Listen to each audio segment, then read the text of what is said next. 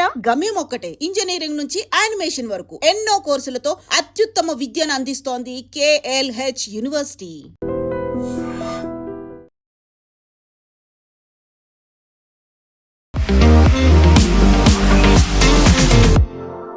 నమస్తే, నేను Kavitha. Welcome to I dream news and నిజాలు.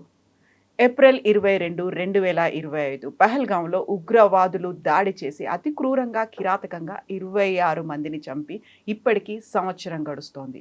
ఆర్మీ కూడా జస్టిస్ ఈజ్ సర్వ్డ్ అనే మాటతో ఆపరేషన్ సింధూర్, ఆ తర్వాత ఆపరేషన్ మహదేవ్ చేపట్టింది. అక్కడ ఎవరైతే ఘాతుకానికి పాల్పడ్డారో వాళ్ళ అంతు చూసాము అని ఆర్మీ కూడా చెప్తోంది. బట్ ఈ పహల్గాం అటాక్ నుంచి మనం నేర్చుకోవాల్సింది ఏంటి? పాకిస్తాన్ మారిందా? ఇప్పుడు పీస్ మేకర్ అవతారం ఎత్తి ఏం చెప్పాలని పాకిస్తాన్ అనుకుంటోంది. మనతో పాటుగా ఉన్నారు సీనియర్ జర్నలిస్ట్ సురేష్ కొచ్చతిల్ గారు. సార్ నమస్తే. సో 1 year అనగానే మనకు ఆ రోజు జరిగినటువంటి అతి కిరాతకమైనటువంటి సంఘటన ప్రతి ఒక్కరికి మర్చిపోలేనటువంటిది. అందులోనూ కూడా మతం అడిగి మరీ కాల్చి చంపడం, వాళ్ళ పేర్లు అడిగి మరీ చంపడం అనేది ఇప్పటికీ అదే పాకిస్తాన్ తన బుద్ధి మార్చుకున్నట్టు కనిపించట్లేదు. మళ్ళీ 800 మంది ఎదురు చూస్తున్నారు బార్డర్ క్రాస్ చేయడానికి అన్నట్టుగా.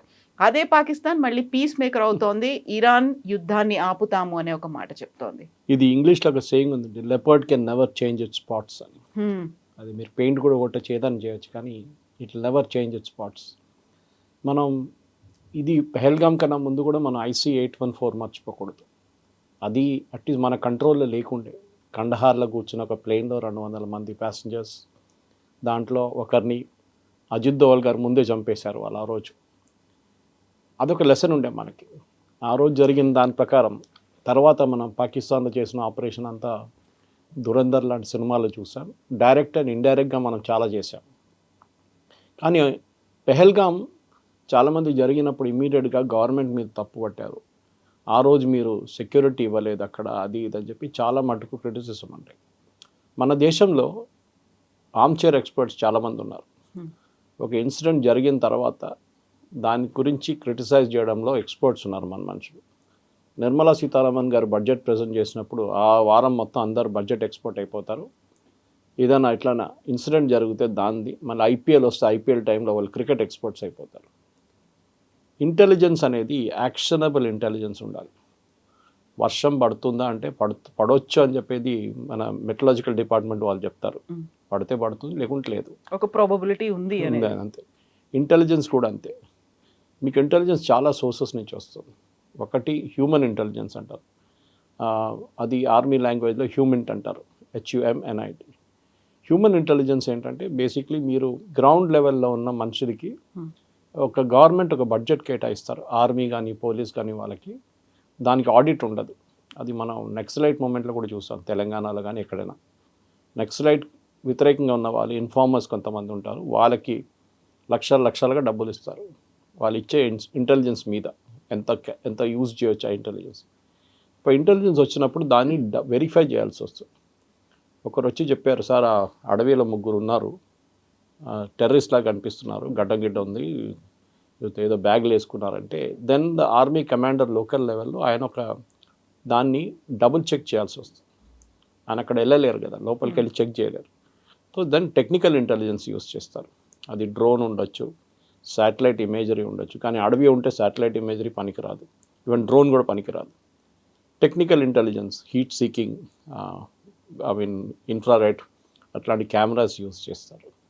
దాని తర్వాత ఒకసారి కన్ఫర్మేషన్ వస్తే then they send hit team పంపిస్తారు. అది జరుగుతుంది. మన దగ్గర కూడా యూపీ హయాం మీకు గుర్తుంటుంది, జర్మన్ బేకరీ బ్లాస్ట్ కానీ, మెక్కా మస్జిద్ బ్లాస్ట్ కానీ, మన దగ్గర జరిగిన గోకుల్ చాట్ కానీ, లుంబిని పార్క్, ఇట్లాంటి చాలా ఘటనలు జరిగినాయి, కోయంబత్తూర్ బ్లాస్ట్. అన్నిట్లో ఇంటెలిజెన్స్ వచ్చిందంటే బహుశా వచ్చి ఉంటుంది, ఒక బ్లాస్ట్ జరుగుతుందేమో అని చెప్పి. లేటెస్ట్గా మనకి Delhi blast, red fort blast మనకు తెలిసింది. దాంట్లో ఏమైందంటే ఒక కశ్మీర్ నుంచి మొదలైన ఒక పోస్టర్ ఇష్యూ నుంచి స్టార్ట్ అయింది.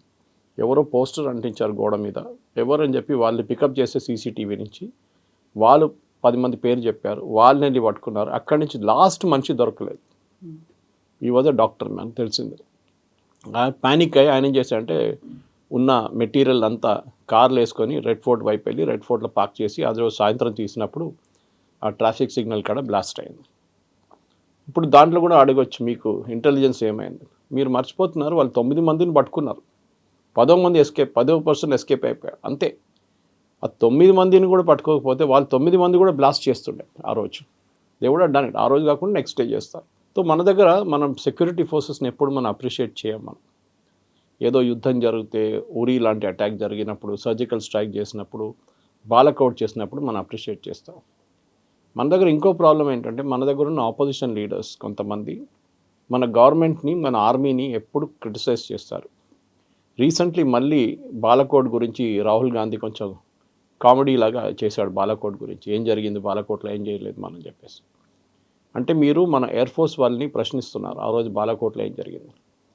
మనం ఇప్పుడు ఇరాన్, ఇజ్రాయెల్, అమెరికా యుద్ధం తీసుకోవచ్చు. ఇరాన్ మీద బాంబ్ చేసినప్పుడు ఇజ్రాయెల్ కానీ అమెరికా కానీ, అమెరికాలోని ఆపోజిషన్ లీడర్స్ కానీ, ఈవెన్ ఇజ్రాయెల్లోని ఆపోజిషన్ లీడర్ దాన్ని ఎప్పుడు ప్రశ్నలు అడగలేదు. వాళ్ళు చెప్పారు ఇంతమందిని చంపేసాం, ఖమేనీ పోయారు, Ayatollah that is the supreme leader died, దాంతోపాటు 40 మందిని మేము చంపేసాం కమాండోస్ అన్నారు. మీరు ఎవరైనా ఈ ఆపోజిషన్ లీడర్స్ మీరు వాళ్ళు డెఫినెట్గా అడుగుతారు ఎందుకు చేశారు, ఏం చేశారని చెప్పి వాళ్ళ వైపు నుంచి అడగొచ్చు. But they never asked. ఇజ్రాయెల్లో ఆపోజిషన్ లీడర్ ఎప్పుడు క్యాబినెట్లో కూర్చుంటారు, that is called war cabinet. వాళ్ళ దగ్గర యుద్ధం జరుగుతున్న టైంలో వాళ్ళ opposition leader is part of the cabinet. అంటే అంత కాన్ఫిడెన్షియల్ ఇన్ఫర్మేషన్ ఆయన క్యాబినెట్లో కూర్చున్నప్పుడు డిస్కషన్లో వస్తుంది. కానీ మన దగ్గర రాహుల్ గాంధీని కూర్చోబెడితే ఆయన బయటికి వెళ్ళి ప్రెస్ కాన్ఫరెన్స్ అదే మాట అంటారు. సో ఇంటెలిజెన్స్ అనేది ఒక డబుల్ ఎడ్జ్ సోర్డ్ లాగా యూజ్ చేసుకోవాలి మనం. మనకి 26/11 జరిగినప్పుడు ఆర్వీఎస్ మణి గారిని నేను ఇంటర్వ్యూ కూడా చేశాను చాలాసార్లు. ఆయన రాసిన పుస్తకం కూడా ఉంది, మిత్ ఆఫ్ హిందూ టెర్రర్ అని. దాంట్లో మనకు చాలా క్లియర్గా ఆ రోజు కరాచీ పోర్ట్ నుంచి ఒక బోట్ బయటికి వచ్చిందని పి చిదంబరం గారు పార్లమెంట్లో ఆ రోజు డిసెంబర్లో ఒక స్టేట్మెంట్ ఇచ్చారు, official statement. Next question was, సరే బోట్ కనిపించింది మీరేం చేశారు? కోస్ట్ గార్డ్ని చెప్పాం అండ్ ఇండియన్ నేవీని అలర్ట్ చేశాం. వాళ్ళు ఆ బోట్ని ట్రేస్ చేశారా? ఎస్. దాని తర్వాత ఏమైంది? ఆ బోట్ని వెళ్ళనిచ్చాం మేము. ఇది మనం బేసిక్. ఒక వాచ్మెన్ కూడా ఒక బిల్డింగ్లో ఎవడో సస్పీషియస్ క్యారెక్టర్ బయట తిరుగుతుంటే ఆయన ఓనియరు, ఆయన వెంటబడతారు, ఏం చేస్తాడు, ఎక్కడి దాకా వెళ్తున్నాడు చూడడానికి. ఈ కేసులో 26/11లో డెలిబరేట్లీ మనం ఆ బోట్ని వెళ్ళనిచ్చాం. తర్వాత మనకు తెలిసింది గుజరాత్ వైపు వచ్చి వాళ్ళు ఇంకొక బోట్ని హైజాక్ చేసి అక్కడి నుంచి వాళ్ళు ముంబై వైపు వచ్చారు. చాలా ల్యాప్సెస్ జరిగింది దాంట్లో. Security forces have to be lucky all the time, terrorist has B lucky only once అంటాం. అది చాలాసార్లు అట్లా జరిగింది. మనకు తెలియదు. అజిత్ దోవల్ గారు వాళ్ళ టీం, రా కానివ్వండి, మిలిటరీ ఇంటెలిజెన్స్ కానివ్వండి, ఈవెన్ స్టేట్ ఇంటెలిజెన్స్ కానివ్వండి, వాళ్ళు సక్సెస్ఫుల్గా ఆపిన టెర్రరిస్ట్ అటాక్ చాలా ఉంటుంది, కానీ వాళ్ళు దాని గురించి మాట్లాడరు. అది చాలా మటుకు మనం చూసాం. స్టేట్లో కూడా టెర్రరిస్ట్ అటాక్ ఆపారు, కానీ దాని గురించి ఒక చిన్న హింట్ ఇస్తారు, కానీ ఎగ్జాక్ట్లీ ఏం జరిగిందని ఆ రోజు వాళ్ళు మాట్లాడరు. 26/11 జర్మన్ బేకరీ, సంఝోతా ఎక్స్ప్రెస్, ఇదన్నీ జరిగినప్పుడు కూడా మనం చూసాం చాలా మటుకు గవర్నమెంట్ ఆఫ్ ఇండియా వైపు నుంచి ల్యాప్సెస్ ఉండే ఆ టైంలో. దాని తర్వాత ఆ ల్యాప్సెస్ని మనం సరిదిద్దుకున్నాం చాలా మటుకు. ఒకటి ఫర్ ఎగ్జాంపుల్, ఆ రోజు 26/11 జరిగినప్పుడు ఎన్ఎస్జీని, నేషనల్ సెక్యూరిటీ గార్డ్, అంటే బ్లాక్ క్యాట్ కమాండోస్ మన దగ్గర, వాళ్ళకు ఒక్కటే యూనిట్ ఉండే ఆ టైంలో మానేసార్లో. It is in Haryana, Delhi దగ్గరే. వాళ్ళకి ఢిల్లీ టెక్నికల్ ఏరియా పాలెంకి రావడానికి వాళ్ళకు ఈవినింగ్ ట్రాఫిక్లో గంట సేపు పట్టింది ఆ రోజు. వచ్చిన తర్వాత కూడా వాళ్ళని ఆపెట్టారు సార్, అది ఇంకో స్టోరీ, శివరాజ్ పాటిల్ స్టోరీ ఉంది. కానీ అప్పుడు వాళ్ళకి అర్థమైంది ఏంటంటే ఈ 1 అవర్ ప్లస్ బాంబేకి ట్రావెల్ చేయడానికి ఇంకో 2 అవర్స్ పట్టింది వాళ్ళకి. ఫైనల్ అక్కడ చేరుకున్నప్పుడు 4 గంటలకు చేరుకున్నారు సాయంత్రం పొద్దున. అప్పుడు దాకా ఆల్మోస్ట్ 150 మందిని చంపేశారు టెర్రరిస్ట్. ఆ రోజు ఒక డిసిషన్ ఏం తీసుకున్నారంటే వీళ్ళ హబ్స్ ప్రతి మేజర్ సిటీలో పెట్టారు. ఎందుకంటే నేషనల్ సెక్యూరిటీ గార్డ్ అనగానే వాళ్ళకి టాక్టికల్ ప్లానింగ్ ఉంటుంది. వాళ్ళు ఫర్ ఎగ్జాంపుల్ బిల్డింగ్ లోపల దూరినప్పుడు ఎట్టా హ్యాండిల్ చేయాలి టెర్రరిస్ట్ అని ట్రైనింగ్ వాళ్ళకు ఉంటుంది. అది మన వైపు నుంచి నేషనల్ సెక్యూరిటీ గార్డ్ కానివ్వండి, మార్కోస్ అని చెప్పి ఆ రోజు ఇండియన్ నేవీది ఒక కమాండో యూనిట్, వాళ్ళు కూడా ఇన్వాల్వ్ అయినారు బాంబేలో ఆ రోజు. So national security gourd unit ప్రతి స్టేట్లో ఇప్పుడు ఉంది. ఇప్పుడు ఆల్ మేజర్ మెట్రోస్, హైదరాబాద్ కానివ్వండి, చెన్నై కానివ్వండి, ముంబై. సో మీ రెస్పాన్స్ టైం తగ్గిపోతుంది. రేపు ఫర్ ఎగ్జాంపుల్ ఇందోర్లో ఒక అటాక్ జరిగితే nearest place can act immediately. అది ముంబై ఉండొచ్చు, హైదరాబాద్ ఉండొచ్చు, ఢిల్లీ ఉండొచ్చు, దే కెన్ ఇమీడియట్లీ. అండ్ వాళ్ళ కోసం డెడికేటెడ్గా ఎయిర్ క్రాఫ్ట్ పెట్టుకున్నారు ఇప్పుడు. అది బిఎస్ఎఫ్ వాళ్ళ ఎయిర్క్రాఫ్ట్ ఉండొచ్చు, హెలికాప్టర్స్ ఉండొచ్చు, అన్నీ ఆ రోజు మీకు గుర్తుంటుంది వీళ్ళు ముంబైలో దిగిన తర్వాత వాళ్ళకి బాంబే ట్రాన్స్పోర్ట్ కార్పొరేషన్ బస్సు ఇచ్చారు వాళ్ళకి వెళ్ళడానికి. ఆలోచించండి, that they have to reach Taj ఒక ఎంత ఫాస్ట్గా అక్కడ చేరుకుంటే అంత మంచిది అనుకుంటే వాళ్ళకి ఆల్మోస్ట్ గంట సేపు అక్కడ పట్టింది, ముంబై ట్రాఫిక్లోనే పట్టింది. సో చాలా లెసన్స్ నేర్చుకున్నాం ఆ రోజు మనం. అదే టైంలో పెహల్గామ్లో ఆ రోజు జరిగిన హత్య కూడా చాలా మటుకు ఒక పాకిస్తాన్ ప్లాన్డ్ టెర్రరిస్ట్ అటాక్, చాలా క్లియర్గా తెలుసు. ఎందుకంటే దాని తర్వాత మీరు చెప్పారు చూడండి, operation Mahadev was the continuation of that. దీని నుంచి చాలామంది ఎస్కేప్ అయ్యి ఆపరేషన్ మహాదేవ్ లేరు. నిన్నటి టైమ్స్ ఆఫ్ ఇండియా అని ఇవాళ టైమ్స్ ఆఫ్ ఇండియా నాకు చాలా మటుకు ఇండియన్ న్యూస్ పేపర్స్లో వచ్చారు. అక్కడున్న 3 లోకల్స్ వీళ్ళని హెల్ప్ చేశారు, వీళ్ళని అక్కడ హౌసింగ్ ఇచ్చారు, వాళ్ళకి ఫుడ్ ఇచ్చిన తర్వాతనే ఈ షెల్టర్ ఇచ్చారు వాళ్ళకి. సో అదొక మనకి పెద్ద ఒక లెసన్. అంటే మన దగ్గర డబ్బుల కోసం అమ్ముడుపోయే చాలామంది ఉన్నారు అని క్లియర్గా తెలిసిపోతుంది. అది ఎప్పుడు అంతే, టెర్రరిస్ట్ బయట నుంచి వచ్చే టెర్రరిస్ట్కి లోకల్ సపోర్ట్ లేకుండా ఏం చేయలేరు. ఆ రోజు ముంబైలో 26/11లో కోలివాడలో దిగిన ఈ 10 పాకిస్తాన్ టెర్రరిస్ట్ని ట్యాక్సీ రెడీగా పెట్టుకున్నారు ఎవరు, 6 ట్యాక్సీలు రెడీగా ఉండే. అప్పుడు ఊబర్ లేదు, ఓలా లేదు, ఏం లేదు ఆ టైంలో. ఎవరు ముంబై తాజ్ బయట ఒక టీ షాప్ ఉండే, చిన్నది టీ అంటే స్నాక్స్ అని సర్వ్ చేసేది, చిన్న బండి. ఆ రోజు అటాక్ జరిగిన తర్వాత ఆ రోజు నుంచి ఆ బండి లేదు, ఆయన మనిషి కూడా కనిపించట్లేదు. సో చాలా ఉండే. తాజ్ లోపలికి ఆర్మ్స్ తీసుకెళ్లారు, ఆయుధాలు ముందే పెట్టుకున్నారు, ఎవరు తీసుకెళ్లారు. సో కవిత గారు నేను అంతా ఎందుకు చెప్తున్నానంటే ప్రతి టెర్రరిస్ట్ అటాక్ నుంచి ఒక లెసన్ నేర్చుకుంటాం మనం. We have to learn from ఇజ్రాయెల్లో 80s, 90s అండ్ ఈవెన్ 2000లో కూడా చాలా మటుకు సూసైడ్ బాంబింగ్స్ జరిగేది. అంటే వాళ్ళ బస్ స్టాండ్ దగ్గర, వాళ్ళ ఆర్మీ వాళ్ళ చెక్ పోస్ట్ దగ్గర ఈ ప్యాలెస్టీనియన్ టెర్రరిస్ట్ ఏం చేస్తారంటే ఒక కార్ కానివ్వండి, ఒక బస్లో ఎక్స్ప్లోజివ్ ఫిలప్ చేసి వెళ్ళి కొట్టేస్తారు, 10-15 మంది చనిపోతారు. సో ఇజ్రాయెల్ నేర్చుకున్నారు దీన్ని చేంజ్ చేయాలనేది. ఫస్ట్ దే ఎన్ష్యూర్డ్ దట్ ఈ సెక్యూరిటీ ఫోర్సెస్ ప్రతి చోట ఉండాలి అనేది. అది మనకు పాసిబిలిటీ లేదు. అది మన భారతదేశంలో మీరు ఫర్ హైదరాబాద్ లాంటి సిటీలో మీరు ఎక్కడెక్కడ పెడతారు సెక్యూరిటీ ఫోర్సెస్ని, మీకు ఒక లిమిట్ ఉంటుంది. అది ప్రాబ్లం అనమాట. అట్లాంటి పరిస్థితుల్లో you have to depend on intelligence. Okay, ఇప్పుడు మీరు హేమంత్ కర్కరే కేసు చూసుంటారు, దానికన్నా లెఫ్టినెంట్ పురోహిత్ కేసు చూసుంటారు. హేమంత్ కర్కరే ఇప్పుడు ఆయన చనిపోయారు, ఆయన గురించి మాట్లాడడం బాగుండదు, కానీ he was one of the persons who tortured colonel Purohit. ఇప్పుడు కర్నల్ పురోహిత్కి ప్రమోషన్ వచ్చింది, he has become a brigadier now. ఇంకా 2 సంవత్సరాల సర్వీస్ కూడా పొడిగించారు ఆయన.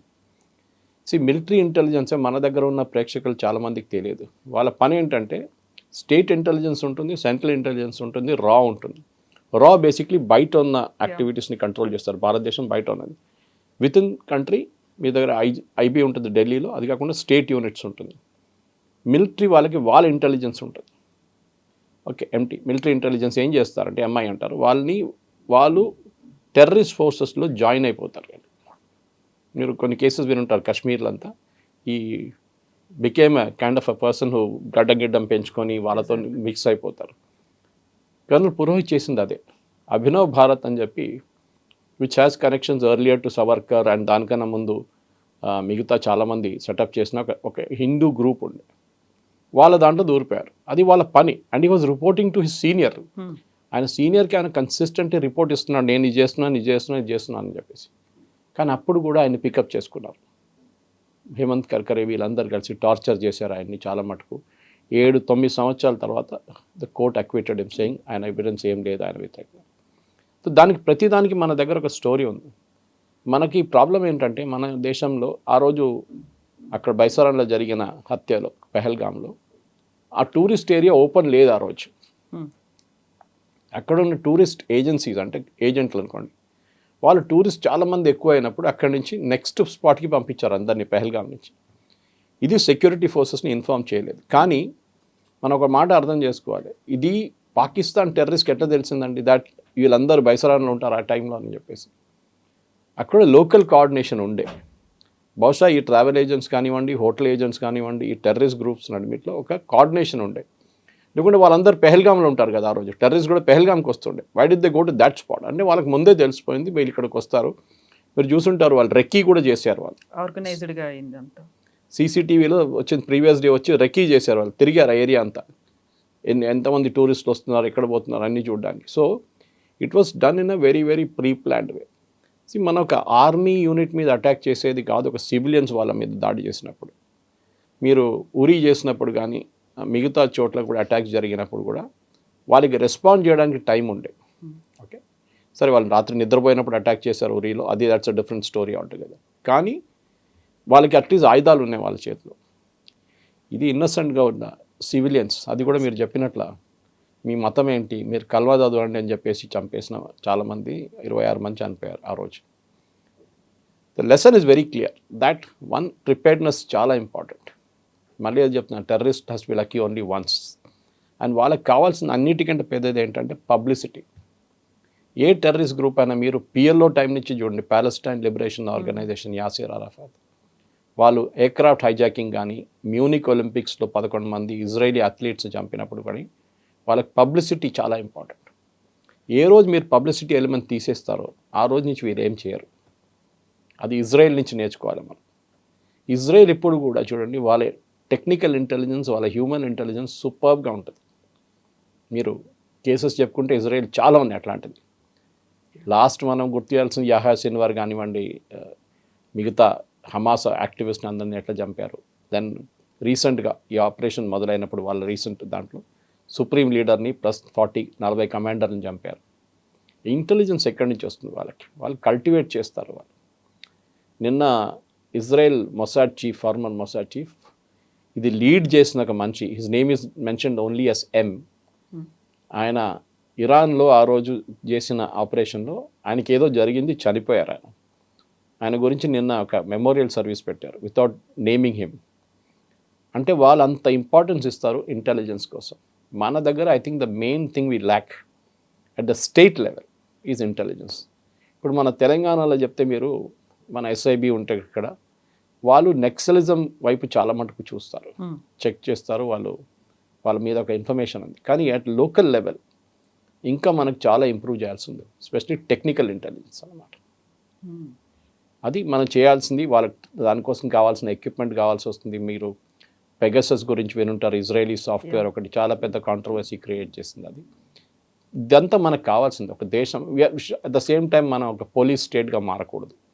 అదొకటి ఉంది, ఎప్పుడైనా చెప్తుంటారు చూడండి, we should not become a police states. మనం రష్యా కాదు, నార్త్ కొరియా కాదు అని చెప్తారు, కరెక్టే అది.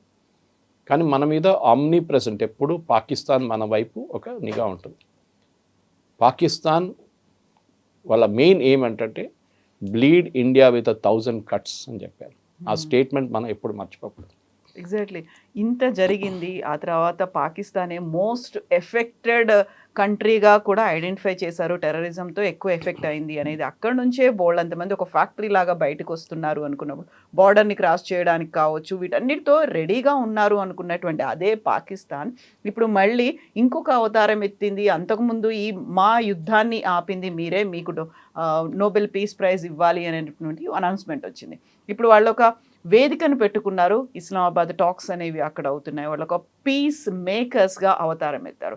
ప్రపంచం నమ్ముతుందంటారా వాళ్ళని? ఫెయిల్ అయింది కదా నిన్న, వాళ్ళ క్లియర్ కలర్ నిన్న బయటకు వచ్చింది.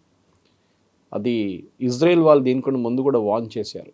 ఈ యుద్ధం మొదలైనప్పుడు Pakistan first time peace talk పెడితే నెవర్ ట్రస్ట్ ద పాకిస్తానీస్ అన్నారు Israel. Never trust.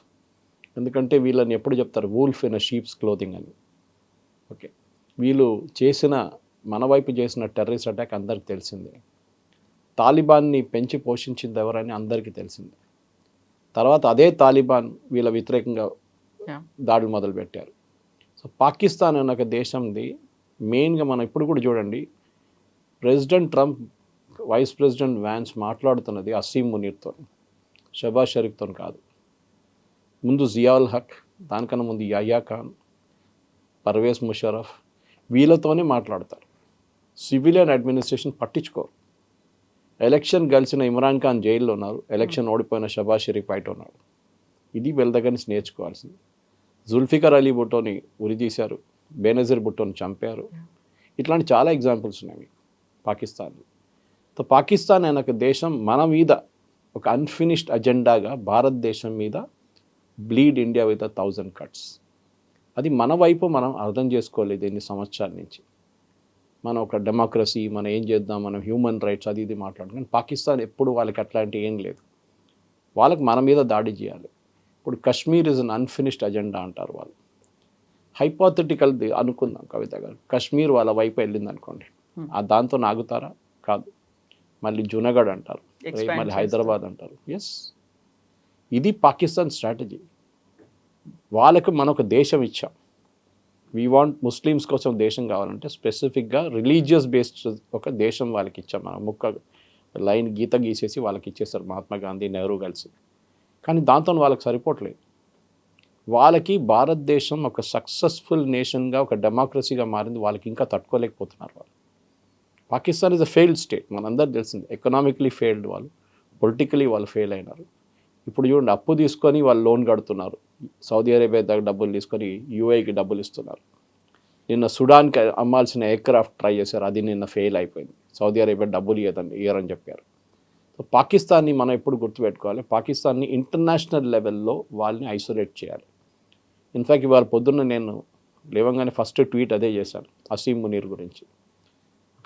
The master mind behind Pahalgam attack is now being touted as a peace maker.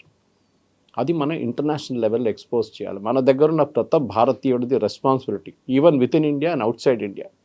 That should expose Asim Munir how Pahalgam కాదు, చాలా మటుకు అటాక్స్కి, because he was ISI chief before this.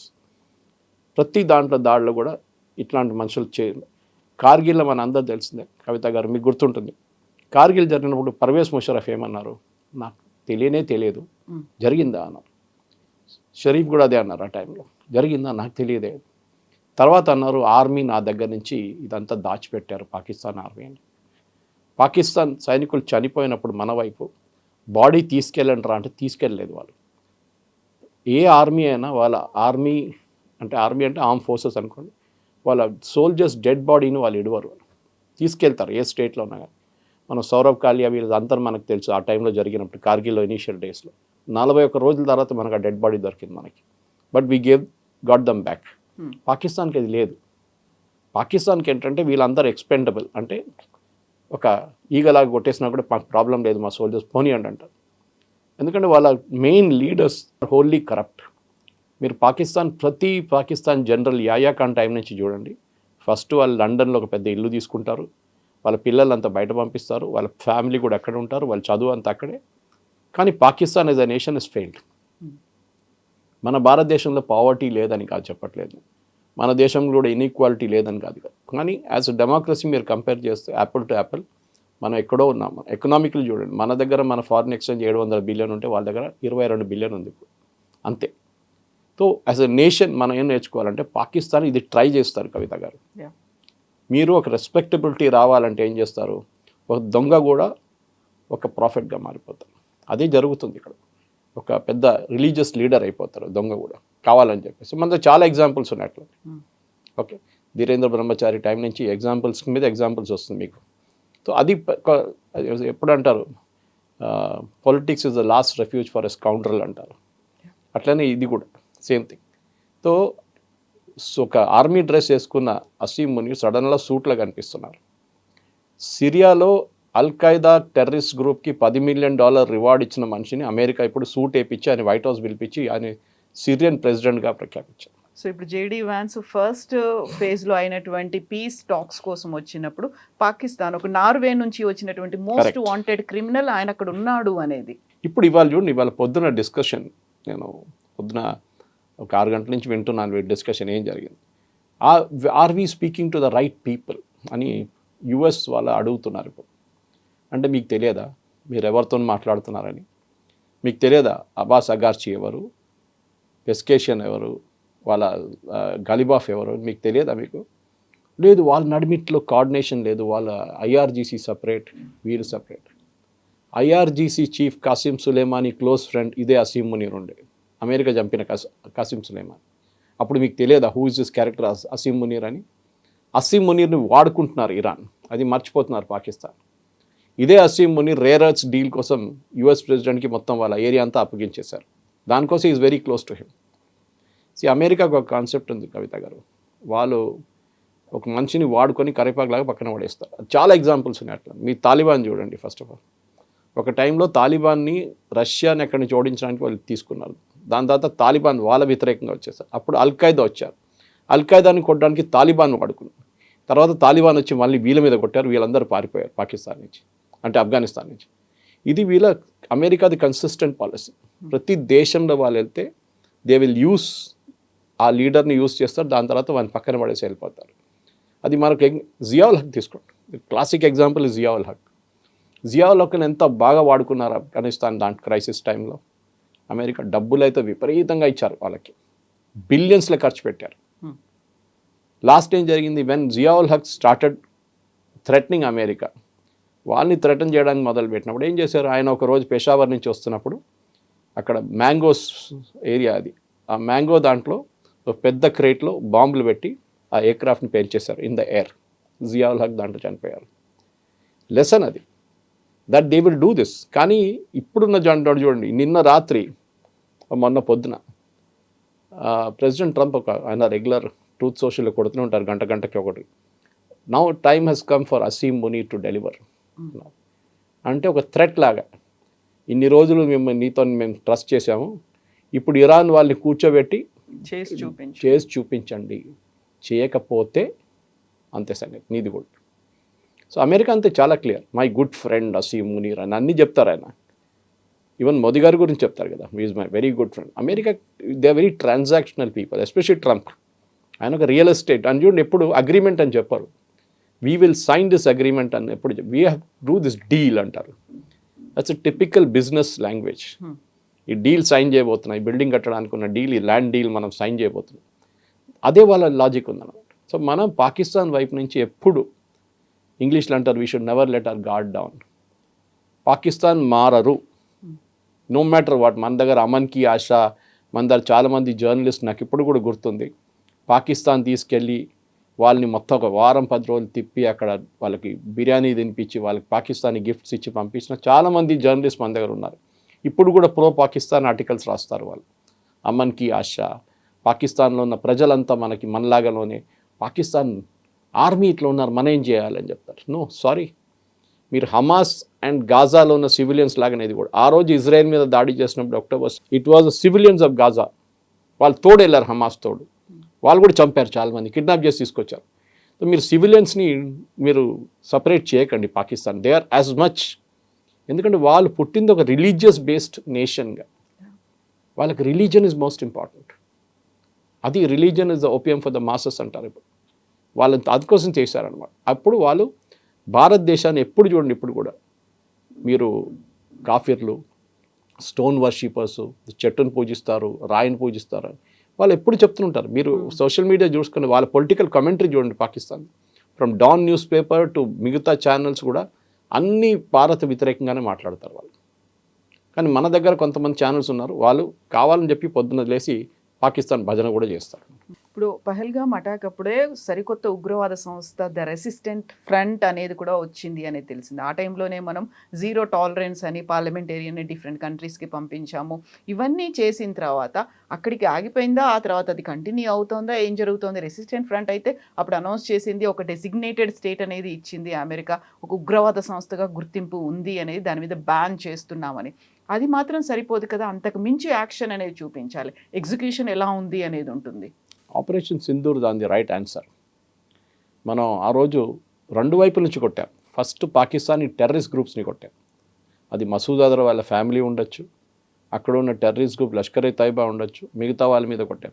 ఈ resistance front మిగతా పేర్లని కవిత గారు ఆ టైంకి వాడుకోవడానికి యూజ్ చేస్తారు వాళ్ళు. మీరు మూమెంట్ లష్కర్-ఏ తైబా చేస్తే కూడా లష్కర్-ఏ తైబా రెస్పాన్సిబిలిటీ తీసుకోరు.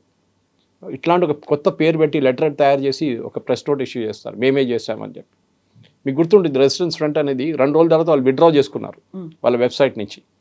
ముందు వాళ్ళు అన్నారు మేమే చేసామని చెప్పి, దాని తర్వాత వెబ్సైట్ మాయమైపోయింది, ఆ లెటర్ కూడా మాయమైపోయింది దాంతో. సో ఇది వాళ్ళ స్ట్రాటజీ. ఇది టెర్రరిస్ట్ గ్రూప్ని కొట్టడానికి again I come back to Israel. నేర్చుకోవాలంటే వాళ్ళ దగ్గర నేర్చుకోవాలి. ఘర్ మే ఘుస్కే మారేంగే పాలసీ ఇస్ ఇజ్రాయెల్స్ పాలసీ. అది లెబనాన్ ఉండొచ్చు, మీరు ఇరాన్ ఉండొచ్చు, హూతీలు ఉండొచ్చు, హమాస్ ఉండొచ్చు, హెజ్బుల్లా ఉండొచ్చు, ప్రతి చోట వాళ్ళు వెళ్ళి కొడతారు. వాళ్ళు అంటారు మా ప్రజలు వాళ్ళ జీవితం కాపాడుకోవాల్సిన మా రెస్పాన్సిబిలిటీ. ఐ థింక్ ఆ ఒక ఫిలాసఫీ, నేను యూపీఏ గవర్నమెంట్ తప్పు పట్టట్లేదు, కానీ మోదీ గారు వచ్చిన తర్వాత అగ్రెషన్ ఒకటి వచ్చింది. అప్పుడు దాకా మనం ఎన్నిసార్లు మనం కొడితే కూడా ఆ పోతే ఏం పోయిందిలే, మహాత్మా గాంధీ ఫిలాసఫీ కదా, మనం ఒక చెంప కొడితే ఇంకో చెంప చూపు. ఇప్పుడు లేదు, ఘర్మే గుస్కే మారేంगे. మా చెంప మీద కొడితే నిన్ను కొట్టేస్తారు అంతే, ఫినిష్డ్. ఆ పాలసీ మనకు ఉండాలి, భయం ఉండాలి వాళ్ళకి. I think that lesson is more or less very important మనకి. అది జరిగింది కూడా, మీరు చూసుంటారు. సింధూర్ తర్వాత ఆ రోజు మోదీ గారు చెప్పారు, ఆపరేషన్ సింధూర్ పాజ్ చేశాం, వీ డిడ్ంట్ స్టాప్ ఇట్. ఏ రోజు మా మీద మళ్ళీ దాడి చేస్తారో ఆ రోజు ఎగ్జాక్ట్ 1 year అయింది. రేపు జరిగింది అనుకోండి, మీరు చెప్పినట్లు చాలామంది వెయిట్ చేస్తున్నారు అవతలని చెప్పి, we will hit and we should expose the Pakistani establishment. అది మన వైపు నుంచి చేయాల్సింది. దాన్ని ఇజ్రాయెల్ హెల్ప్ వాడుకోవాలన్నా, లేకుంటే మిగతా దేశాల హెల్ప్ వాడుకోవాలన్నా మనం చేయాల్సింది. కానీ అసీం మునీర్ కానీ ఈ షబాజ్ షరీఫ్స్ అయితే useless fellow, he's absolutely nobody. ఈ పాకిస్తానీ ఆర్మీ ఎస్టాబ్లిష్మెంట్ని మనం ఎక్స్పోజ్ చేయాలి. ఎందుకంటే వాళ్ళకు ఒక భయం ఉండాలి, దట్ రేపు వాళ్ళని కూడా మనం కొడతామని చెప్పేసి. ఆ భయం ఉంటేనే మంచిది. హిందీలో అంటారు డర్ అచ్చా హై. అది. Thank you so much. Thank you very much.